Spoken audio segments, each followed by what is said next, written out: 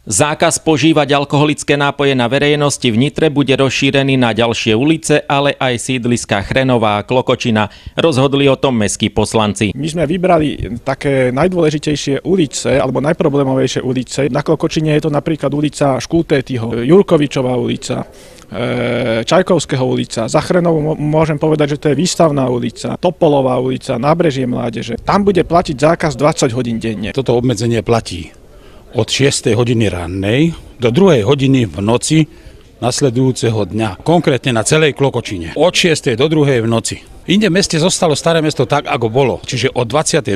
hodiny do 6. hodiny rannej je zákaz požívania alkoholických nápojov na verejnom priestranstve. Tento zákaz poslanci ešte rozšírili o ďalšie miesta. Nástupištia mestskej hromadnej dopravy, detské ihriska, aj bezprostredné okolie, zdravotnícke zariadenia, cintorín, aj bezprostredné okolie, samozrejme areály škôl a ich bezprostrednom okolí bude takisto zákaz 20 hodín denne od 6. ráno do 2. ráno nasledujúceho dňa. Hlavne v areáloch škôl alebo v blízkosti, kde sa pohybujú najmä deti.